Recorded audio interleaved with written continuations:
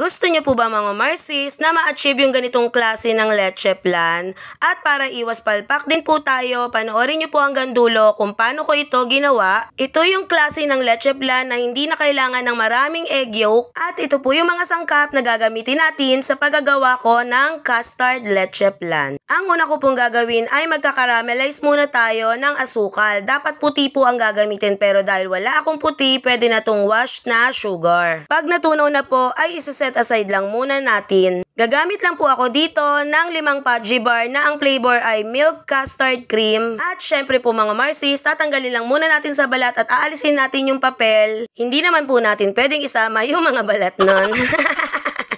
At sunod ko pong gagawin ay dudurugin lang natin to ng kamay natin pero gagamit po ako dito ng plastic gloves. Kailangan po mga Marsis ay nadurog natin to ng mabuti bago naman natin ilalagay dyan yung 2-in-1 creme densada. Maglalagay lang din po ako dito ng 2 pirasong itlog at hahaluin lang po natin ito at kailangan po mga Marsis ay mahalo nating mabuti lalong-lalo na po yung egg white. Basta masundan nyo lang po mga Marsis, yung ginagawa ko ay sigurado akong maa-achieve nyo rin yung pagkakagawa ko dun sa custard leche plan. Maglalagay lang din po tayo dito ng 1 kutsara ng vanilla extract para iwas na din sa lansa at para hindi naman din po matamlay yung ating ginagawang custard leche plan ay maglalagay lang ako dito ng kaunting food coloring na yellow. Tapos ay hahaluin natin ng mabuti mga Marsis para sigurado tayo na walang naiwang namumuo na mga Pudgy bar. Ang sunod naman po natin gagawin ay maglagay lang po tayo ng 2 1/2 cup ng tubig sa isang kaserola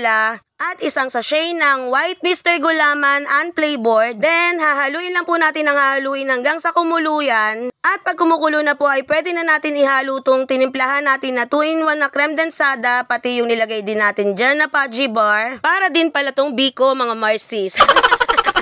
Kailangan talaga po ay tuloy-tuloy lang ang paghalo kasi mabilis pong mabuo yung ating gulaman. Basta tuloy-tuloy lang po sa paghalo at huwag natin titigilan hanggang sa kumuluyan, then papatayin natin yung kalan. At pwede na po natin yan isalin dun sa kinaramelize natin kanina na llanera, pati yung baking pan. Sa mga sangkap na pinakita ko po kanina ay nakagawa tayo dito ng 2 malaking custard leche plan at 1 maliit. Kaya naman ano pang ginagawa mo Marsis, gawin nyo na rin po tong ginawa kong custard leche plan at sigurado ko na hindi kayo papalpak dito. Maganda tong gawing dessert lalong-lalo na ipang merienda ng mga bata. Saktong-sakto at napapanahon din po ito dahil malapit na po ang Pasko at ang Bagong Taon. Pwede nyo rin gawing handaan kung may mga okasyon kayo or kung may piyesta.